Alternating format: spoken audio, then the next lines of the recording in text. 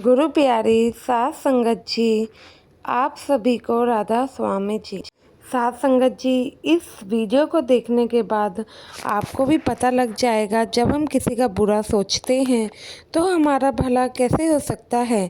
यह तो कर्मों का हिसाब है, हर किसी ने देना ही है। आज नहीं तो कल कर्म तो घूम कर आते ही हैं। इसलिए हर काम को करते समय यह सोचना चाहिए वह सही है या नहीं।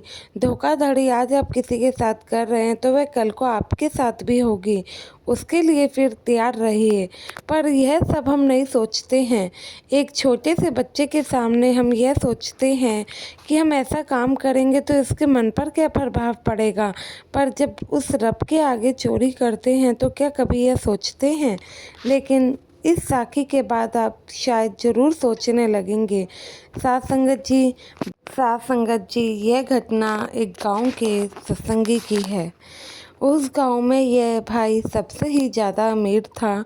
इसकी किराने की दुकान थी। गांव घर का तो माहौल सभी संगत जानती होगी कि कैसे है। गांव घर में अभी भी थोड़ा बहुत ऐसे गरीबी सी वहाँ पर लगती है। तो सात संगत जी, इस भाई की किराने की दुकान थी। यह कभी भी लेकिन सत्संग नहीं जाता था। सत्संग ही तो था, नामदान भी ले रखा था, लेकिन कभी भी ना ही ये सेवा पर जाया करता था, ना ही सत्संग घर सत्संग सुनने जाया करता था। तो सात संगत जी, यह भाई हमेशा ही वैसे तो ईमानदारी रखता था। जितने भाव पर दूसरे दुकान वाले सामान बेचते थे, उतने ही भाव पर यह भी बेचता था। इसकी दुकान पर बाबा जी की फ़ोटो लगी थी, जिसे देख के लोगों को लगता था कि यह तो भाई सत्संगी है, तो ज़रूर हमारे साथ या फिर किसी के साथ भी ऐसे धोखाधड़ी वाला काम तो नहीं करेंगे। बिल्कुल जायज़ रेट में ही सामान देंगे, क्योंकि इनके सद्गुरु तो काफ़ी महान है। साथ संगत जी, हम लोग भी अक्सर ऐसे देखते हैं कि जहाँ बाबा जी की फ़ोटो लगी होती है या फिर हम किसी ऐसे व्यक्ति से मिलते हैं कि जो भी सत्संगी होता है, तो हमें लगता है कि वह भी हमारे ही जैसा है। क्योंकि अब एक माँ बाप के बच्चे अगर एक दूसरे से मिलते हैं तो एक अपनेपन से होने का मतलब कि अपनापन वहाँ पे महसूस होने लगता है। तो ऐसे ही बाकी लोगों के साथ भी था, लेकिन यह भाई वैसा बिल्कुल भी नहीं था जैसा कि लोग इसके बारे में सोचते थे। यह कभी भी किसी भी व्यक्ति से सीधे ढंग से बात नहीं किया करता था। हमेशा ही ऐसे उल्टे सीधे जवाब देना, जो भी लोग किसी बारे में पूछते, जैसे कि मानो इसको इसके काम और पैसों का एक अलग ही घमंड सा हो।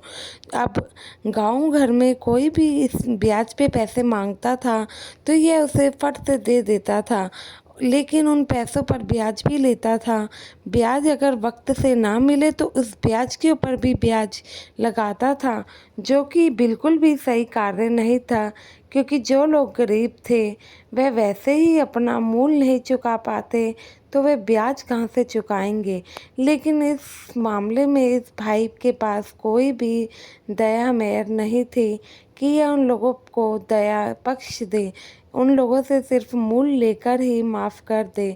तो सात संगति लगभग ये ऐसा ही करता था। किसी की ज़मीनें, किसी की गाड़ियाँ, ऐसे ही सामान रख के पैसे दे दिया करता था। सभी लोग इसके मुंह पे तो कुछ नहीं कहते थे, पीठ पीछे बहुत बुराई करते थे। तो सात संगत जी, उस गांव में अब एक और सत्संगी था। जब वह इन सब के बारे में सुनता है तो वह सोचता है कि भला एक सत्संगी होके ऐसा कोई कैसे कर सकता है।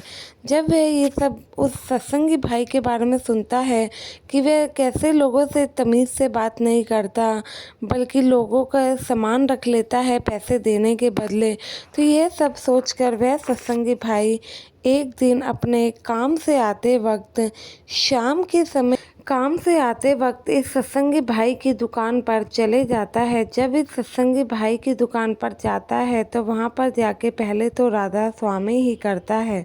राधा स्वामी करने के बाद इस सत्संगी भाई से बात करने की कोशिश करता है, लेकिन यह सत्संगी भाई का तो रुख मानो अलग ही था। वह तो सीधे मुंह बात ही नहीं करता है। तो इतने में अब इसी सत्संगी भाई ने अपनी तरफ से बात शुरू करना सही समझा। वह कहते हैं कि भाई आप सत्संगी हो, लेकिन कभी भी आपको सेवा या फिर सत्संग घर आते नहीं देखा। तो इतने में गुस्से में कहता है कि भाई अब मेरे पे काम धंधा ही इतना है, काम करेंगे तो सब सत्संग ही सत्संग है। पहले हम अपने काम को ध्यान देते हैं, काम को पहला दर्जा देते हैं, इसलिए क्योंकि गुरु भी यही सिखाते हैं। तो सात संगत जी इसके ऊपर वो दूसरा सत्संगी भाई चुप हो जाता है और फिर अपनी बात शुरू कर ही देता है। तो वह सत्संगी भाई कहता है कि भाई बुरा मत मानना, एक बात कहना चाहता हूँ।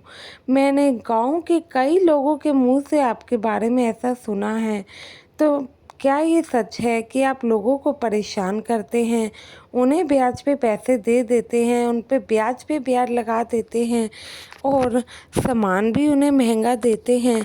जब वह सत्संगी यह इन सब के ये सब बातें इस सत्संगी के भाई के मुंह से सुनता है तो एकदम गुस्से में आ जाता है। कहता है कि क्या मैं अपने पैसे फ्री में छोड़ दूं? पेड़ों पे आते हैं क्या? बिना मेहनत किए कोई पैसे दे देता है क्या? इतनी मेहनत करके ही तो पैसे कमाता हूँ। मैं कौन सा किसी से नाजायज़ पैसे ले रहा हूँ? उन्होंने पैसा लिया है तो पैसा चुकाएं भी ना, वो नहीं चुकाएंगे तो मैं कैसे किसी को अपना पैसा मुफ्त में दे सकता हूँ? अब यह शब्द सुन के वह सत्संगी भाई कुछ नहीं कहता है, बस यही कहता है कि भाई हम लोग सत्संगी है, सत्संगियों को ये सब करना शोभा नहीं देता। अगर कोई आपसे ब्याज पे पैसे लेता है तो वह नहीं दे पा रहा है तो आप उनसे सिर्फ वही पैसा ले लीजिए जो कि आपका है। ज़रूरी है कि आपको उसे ब्याज लेना ही लेना है? तो फिर इस पर वो सत्संगी भाई कहता है कि मैं ब्याज नहीं लूँगा तो कमाऊँगा कैसे? तुम मेरे को पैसे देकर जाओगे क्या? उसकी बोली ऐसे बिगड़ती है कि वहाँ पे सभी खड़े वर्कर देख रहे होते हैं। तो इतने में ये जो दूसरा सत्संगी भाई था विनम्रता से कहता है कि भाई ऐसी बात नहीं है, लेकिन अब देखो अगर आप किसी का बुरा करेंगे तो आपका कौन भला करेगा? हमें आज आप पे चीज़ें हैं, पैसा है, तो आपको कभी भी इस चीज़ का घमंड नहीं करना चाहिए, क्योंकि मुसीबत आने पे तो एक तिनके का सहारा भी बहुत है। अब आप ऐसे गाँव वालों से बिगाड़ कर रखोगे, भगवान ना करे आपको कल को, मैं नहीं चाहता कि मैं बाबा जी से यही दुआ करूँगा कभी आप पे कोई परेशानी ना आए, लेकिन आप पे कोई ऐसी परेशानी आ जाएगी तो कोई गाँव वाला आपका साथ देगा? तो फिर इतने में वह बुखलाया हुआ सत्संगी बोलता है, अरे अरे ना दे कोई मेरा साथ, मैं क्या इन्हीं के लोगों के साथ का मोहताज बैठा हूँ? मुझे ज़रूरत नहीं है और तुम होते कौन हो जो मुझे सिखा रहे हो? आराम से मेरी दुकान से निकलोगे या धक्के मार कर निकलवाऊँ? यह सब सुन के वह सत्संगी भाई उसके आगे हाथ जोड़ता है, कहता है कि भाई गलती हो गई है तो माफ़ी चाहता हूँ। मैं तो बस एक सत्संगी होने के नाते अपने एक दूसरे सत्संगी को समझाने आया था, जो कि मुझे लगा कि शायद रास्ता भटक गया है। यह सब तो उस सत्संगी भाई ने उसकी बातों पर ध्यान नहीं दिया, लेकिन साथ संगत जी 2 महीने बीतते हैं।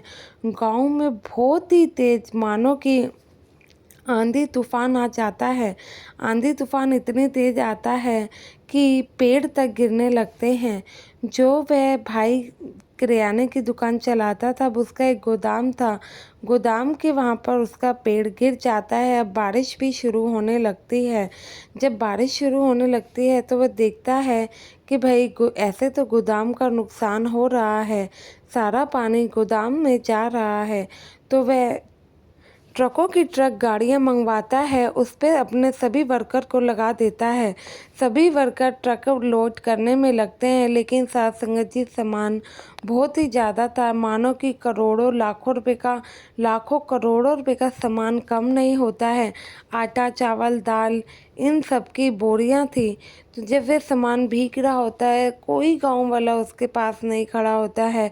वर्कर बेचारे कितनी मदद करते, वर्करों से जितना हो पा रहा था वह ट्रक में लोड करवा रहे थे, लेकिन फिर भी उसे काफ़ी लोगों की मदद की ज़रूरत थी।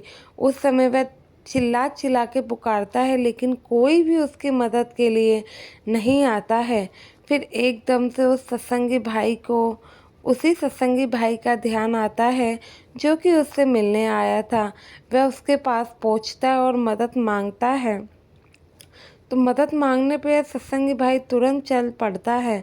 तो वह दूसरा सत्संगी भाई कहता है कि भाई तुम्हारे एक से क्या होगा, ऐसा कुछ रास्ता निकालो जिससे मेरा नुकसान होने से बच जाए। तो वह सत्संगी कहता है कि तुम मदद मत करो, मैं अभी पूरे गांव वालों को इकट्ठा करता हूँ। इतने में यह कहता है कि गांव वाले तो कोई नहीं मेरी मदद के लिए आएगा, मैं जानता हूँ। फिर ये सत्संगी भाई दोहराता है कि भाई तुम्हारी मदद के लिए भले ही कोई ना आए, लेकिन मेरी एक आवाज़ पे देखना सभी लोग तुम्हारी मदद करने आ जाएंगे। तो सत्संग जी जो दूसरे सत्संगी भाई थे वह सभी लोगों से हाथ जोड़कर विनती करते हैं। तो गांव के सभी लोग उसके वहाँ पर मदद करने पहुँच जाते हैं। पर सामान इतना ज़्यादा था, फिर भी लोगों ने काफ़ी मदद करी, काफ़ी उनका सामान बचाया। जब सारा सामान बच क्योंकि जितना उस सत्संगी भाई का नुकसान हुआ था ना, शायद इससे 4 गुना ज़्यादा ही उसका नुकसान और हो जाता अगर उसकी मदद के लिए कोई नहीं आता तो। लेकिन ऐसा नहीं हुआ। उस दूसरे सत्संगी के भाई की वजह से गांव के सभी लोगों ने इस सत्संगी भाई की मदद करी। तब जाके जब सारा सामान लोड हो गया और दूसरी जगह पर पहुंच गया, तब जाकर इसको लगा कि इसका काफ़ी नुकसान हो चुका है और काफ़ी नुकसान होने से बच चुका है। तो यह भाई काफ़ी मतलब कि खुले आसमान के नीचे चिल्ला चिल्ला कर रोता है, बाबा जी से माफ़ी मांगता है जो कि इसने कर्म किए थे उनके लिए। बाबा जी के साथ साथ वहाँ पे खड़े लोगों से भी ये अपनी माफ़ी मांगता है। ये मानता है कि इसने गलती करी है, तभी आज इसे इसके कर्मों का ये फल मिला है। साथ संगत जी उसके बाद यह भाई बिल्कुल ही सीधे रास्ते पर चलने लगता है। काम अपनी जगह, लेकिन उसके साथ साथ सत्संग और सेवा को भी पूरा पूरा समय देता था और बाबा जी के दिखाए रास्ते पर ही ये चला करता था। तो साथ संगत जी, मैं ये नहीं कह रही हूँ कि जैसा इस भाई के साथ हुआ वैसा किसी के साथ भी हो सकता है, लेकिन अब जैसे कर्म करेंगे वैसा फल तो हमें मिलेगा ही। इसलिए हमेशा सोच समझकर ऐसे कर्म करें, किसी का भी बुरा ना सोचे, किसी के साथ भी गलत ना होने दे। आशा है ये वीडियो आप लोगों को पसंद आई होगी। वीडियो अच्छी लगी हो तो लाइक और कमेंट में राधा राधा स्वामी लिखना बिल्कुल ना भूले जी। गुरु प्यारी साथ संगत जी, आप सभी को राधा स्वामी।